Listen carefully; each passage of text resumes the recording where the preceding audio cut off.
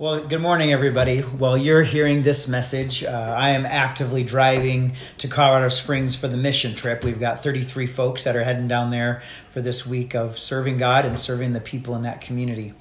Actually, today, right now, is Friday for me while we're filming this. We are packing for the mission trip, getting ready to go, and I'm here in my new dining room in the Dodgeville area. So really blessed and excited about our move here and about this place.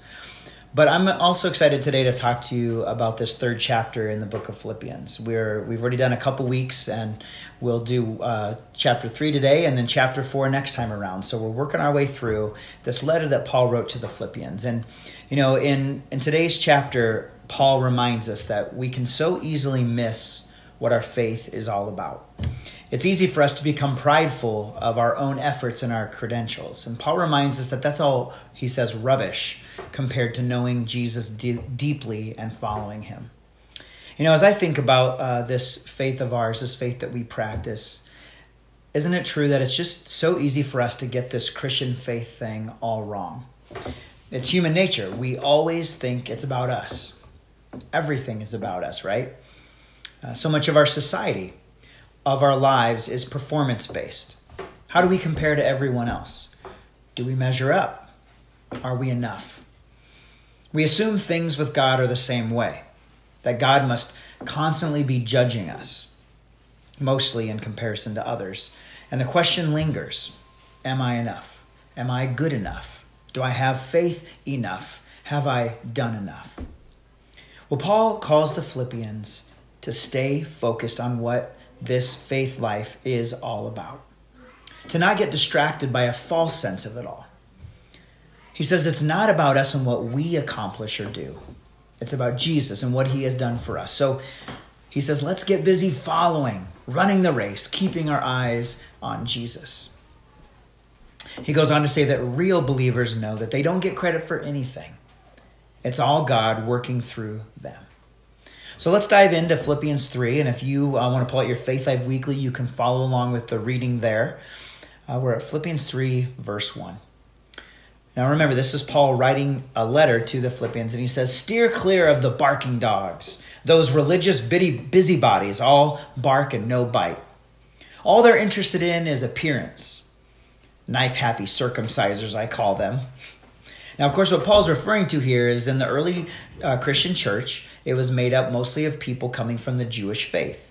And their understanding was that the way to please God was to follow all the rules appropriately. And one of those rules was about circumcision for young boys. And in this early church, Paul's saying, listen, we don't need to follow all those rules anymore for this faith in Jesus. That's not what faith is about. It's not about rules. It's about following him. And so he's fighting this battle with all these folks who are saying, yeah, well, you can't follow God unless you do all these different things. And so he's calling them religious busybodies and knife-happy circumcisers. But he goes on to say, the real believers are the ones the Spirit of God leads to work away at this ministry, filling the air with Christ's praise as we do it. He says we couldn't carry this off by our own efforts, and we know it. Even though we can list what many might think are impressive credentials. And now listen to what Paul says here, because what he does is he lists his own credentials, which in his past life made him, the creme de la creme. He had all the credentials anybody could want or need. For a Jewish person, for a Pharisee, he was top of the list. And so he says, here's my credentials, you know them. And then you'll hear him in a minute say, and it's all garbage. So listen to this. He says, you know my pedigree, a legitimate birth, circumcised on the 8th day, an Israelite from the elite tribe of Benjamin, a strict and devout adherent to God's law, a fiery defender of the purity of my religion, even to the point of persecuting the church, a meticulous observer of everything set down in God's law book. And then starting at verse 7, he says, the very credentials these people are waving around as something special, I'm tearing up and throwing out with the trash. He says, along with everything else I used to take credit for. And do you hear what Paul's saying?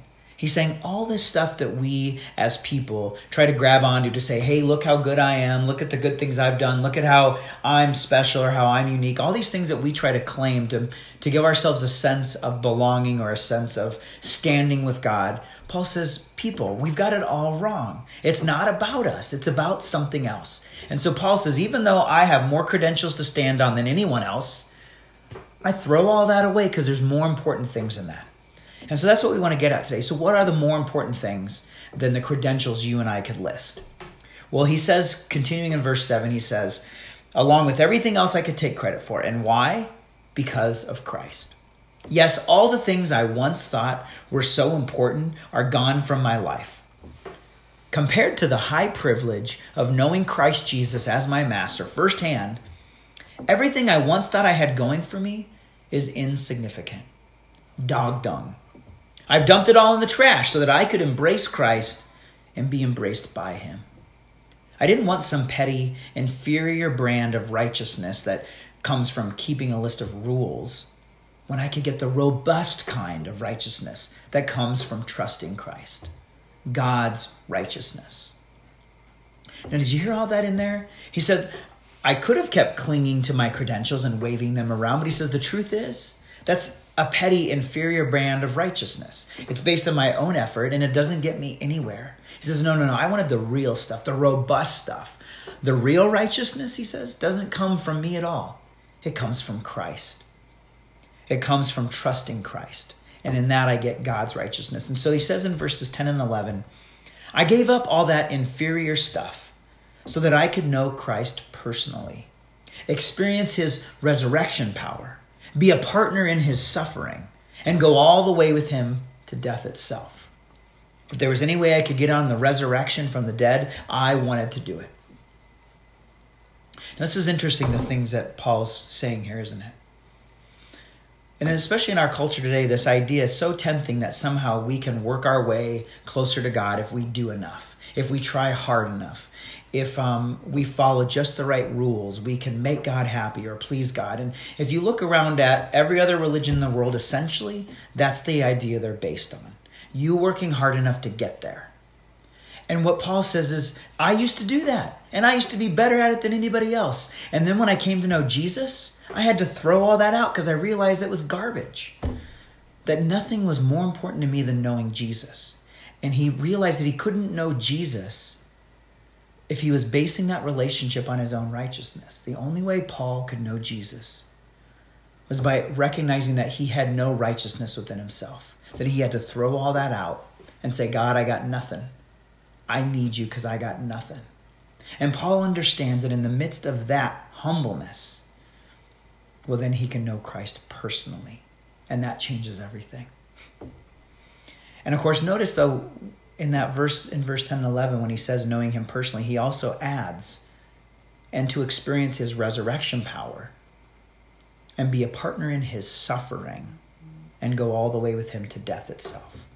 So Paul's not only talking about, hey, the good stuff we get from knowing God, he's also recognizing that if we're truly to follow him and allow him to be our righteousness, that also means that we're willing to give up everything. And that might mean a lot of sacrifice. And it might mean that we don't have all the things that we think we need or want. It might mean suffering. It's a powerful witness that Paul makes here.